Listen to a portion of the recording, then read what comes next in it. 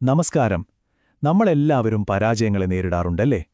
പക്ഷേ ആ പരാജയങ്ങളെ എങ്ങനെ വിജയത്തിലേക്കുള്ള ചവിട്ടുപടിയാക്കി മാറ്റാം, അതാണ് നമ്മളിന്ന് നോക്കാൻ പോകുന്നത്. പരാജയപ്പെട്ട ഒരു സ്ട്രാറ്റജിയെ കീറിമുറിച്ച് പഠിച്ച് അതിൽ നിന്ന് ഭാവിയിലേക്കുള്ള വിലപ്പെട്ട പാഠങ്ങൾ എങ്ങനെ സ്വന്തമാക്കാം എന്ന് നമുക്ക് കാണാം. എല്ലാം കൊണ്ടും മികച്ച ഒരു പ്ലാൻ, കൂടെ നിൽക്കാൻ ആത്മാർത്ഥതയുള്ള ഒരു ടീം, എന്നിട്ടും അവസാനം സമ്പൂർണ്ണ പരാജയം. എന്തുകൊണ്ട്? ഇത് നമ്മളെ പലപ്പോഴും കുഴപ്പിക്കുന്ന ഒരു ചോദ്യമാണല്ലേ?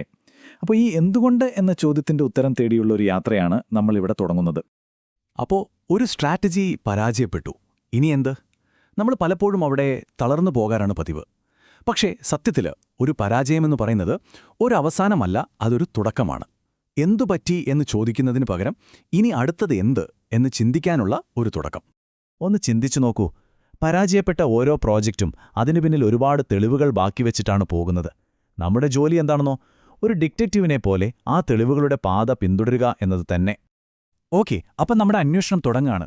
ആദ്യം തന്നെ നമ്മൾ മനസ്സിലാക്കേണ്ടത് എന്തായിരുന്നു നമ്മുടെ ഒറിജിനൽ പ്ലാൻ.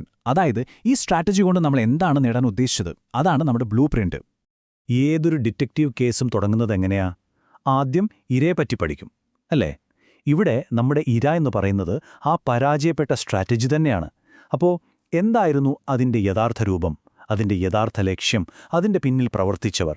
ഈ കാര്യങ്ങളൊക്കെ നമുക്ക് ആദ്യം വ്യക്തമാക്കാം. അതായത് എന്തിൻ്റെ അടിസ്ഥാനത്തിലാണ് നമ്മൾ ഈ പ്ലാൻ ഉണ്ടാക്കിയത്?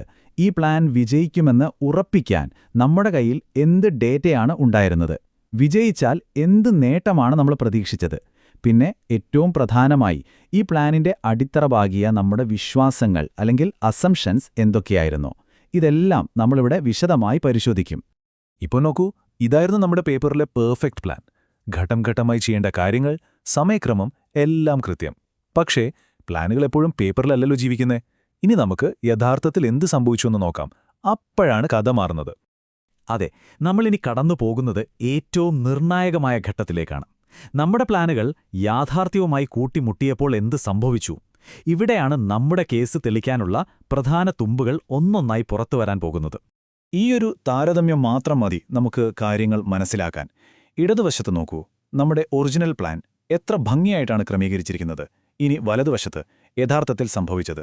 അവിടെയാണ് വ്യതിയാനങ്ങളും അപ്രതീക്ഷിത സംഭവങ്ങളുമൊക്കെ കാണുന്നത്.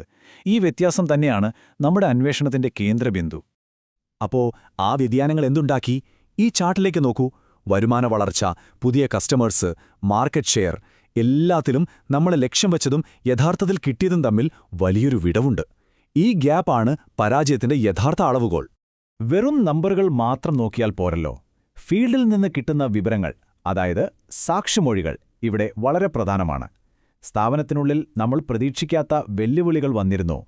പുറത്തുനിന്ന് മാർക്കറ്റിൽ എന്തെങ്കിലും മാറ്റങ്ങൾ സംഭവിച്ചോ? ടീമംഗങ്ങൾ തമ്മിൽ ആശയക്കുഴപ്പങ്ങളുണ്ടായിരുന്നോ? കസ്റ്റമേഴ്സ് എന്തെങ്കിലും നിർണായക ഫീഡ്ബാക്ക് തന്നോ?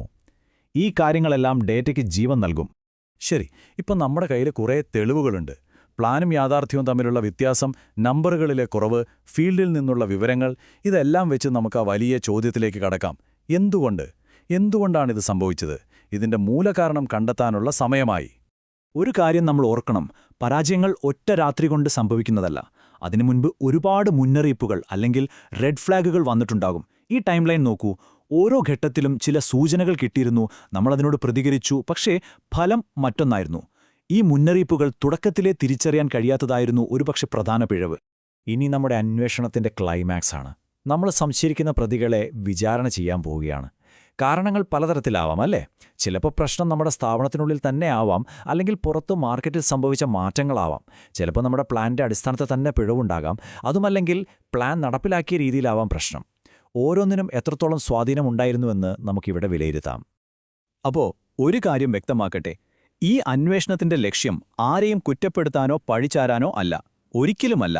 മറിച്ച് ഈ പരാജയത്തിൽ നിന്ന് നമുക്കെന്ത് പഠിക്കാൻ പറ്റി, ഭാവിയിലേക്ക് എന്ത് പാഠങ്ങൾ കൊണ്ടുപോകാൻ പറ്റിയെന്ന് കണ്ടെത്താനാണ്. പരാജയത്തെ ഒരു വിലപ്പെട്ട ഡേറ്റാ സോഴ്സായി കാണുക. അതെ, നമ്മൾ മനസ്സിലാക്കേണ്ട പ്രധാന കാര്യം ഇതാണ്. പരാജയമെന്ന് വെച്ചാൽ വിജയത്തിന്റെ എതിർപദമല്ല, അത് വിജയത്തിലേക്കുള്ള വഴിയിലെ ഒരു ഭാഗം മാത്രമാണ്. വിലയേറിയ ഡേറ്റ തരുന്ന ഒരു പ്രോസസ്സ്. ആ ഡേറ്റയാണ് നമ്മുടെ ഏറ്റവും വലിയ മുതൽക്കൂട്ട്. ഇനി നമുക്ക് കുറച്ച് കാര്യങ്ങൾ ആഴത്തിൽ ചിന്തിക്കാം. ഈ പരാജയത്തിനിടയിലും എന്തെങ്കിലും കാര്യങ്ങൾ ശരിയായി നടന്നോ? ഏതൊക്കെ കാര്യങ്ങളെയാണ് നമ്മൾ വേണ്ടത്ര വിലയിരുത്താതെ പോയത്? നമ്മുടെ ഏതൊക്കെ അടിസ്ഥാന വിശ്വാസങ്ങളാണ് തെറ്റാണെന്ന് തെളിഞ്ഞത്. ഈ ചോദ്യങ്ങൾക്കുള്ള ഉത്തരം നമ്മുടെ ഭാവിയെ രൂപപ്പെടുത്തും. നിങ്ങൾക്കും നിങ്ങളുടെ പ്രോജക്റ്റുകളിൽ ഈ ചോദ്യങ്ങൾ ചോദിക്കാവുന്നതാണ്. വെറുതെ പാഠം പഠിച്ചാൽ പോരല്ലോ, അത് പ്രവൃത്തിയിൽ കൊണ്ടുവരണം. അപ്പോൾ നമ്മൾ പഠിച്ച പാഠങ്ങളെ എങ്ങനെ പ്രായോഗികമാക്കാം? നമ്മുടെ പ്ലാനിങ്ങിൽ വന്ന പാളിച്ചകളിൽ നിന്ന് ഭാവിയിലേക്ക് എന്ത് ചെയ്യണം? നടപ്പിലാക്കിയതിലെ പ്രശ്നങ്ങളിൽ നിന്ന് എന്ത് പഠിച്ചു? വിഭവങ്ങൾ ഉപയോഗിച്ചതിലെ പാഠങ്ങൾ എന്തൊക്കെയാണ്? ഓരോ പഠനത്തിൽ നിന്നും വ്യക്തമായ ഒരു ആക്ഷൻ പ്ലാൻ ഉണ്ടാക്കണം. എങ്കിലേ ഒരേ അബദ്ധം വീണ്ടും സംഭവിക്കാതിരിക്കൂ. അപ്പോൾ നമ്മളിപ്പോൾ കണ്ട ഈ പോസ്റ്റ്മോർട്ടം പ്രോസസ്സ് പരാജയപ്പെട്ട ഒന്നിനെക്കുറിച്ചുള്ളൊരു വിശകലനം മാത്രമല്ല. സത്യത്തിൽ ഇത് നമ്മുടെ ഭാവിയിലെ വിജയങ്ങളുടെ താക്കോലാണ്. അടുത്ത സ്ട്രാറ്റജി ഉണ്ടാക്കുമ്പോൾ ഈ അറിവുകൾ നമുക്ക് വഴികാട്ടിയാവും. 1. ഈയൊരു നമ്പർ ഓർത്തുവയ്ക്കുക. ഈ പാഠം നമ്മൾ ജീവിതത്തിൽ ഒരു തവണ പഠിച്ചാൽ മതി. ഈ പ്രോസസ്സ് ശരിയായി ചെയ്താൽ ഓരോ പരാജയവും ഒറ്റത്തവണ മാത്രം വരുന്ന ഒരു പഠന ചെലവാണ്, അല്ലാതെ വീണ്ടും വീണ്ടും ആവർത്തിക്കുന്ന ഒരു ദുരന്തമല്ല.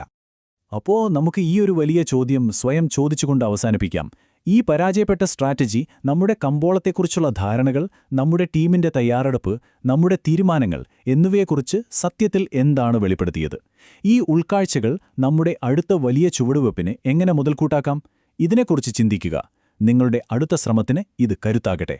നന്ദി.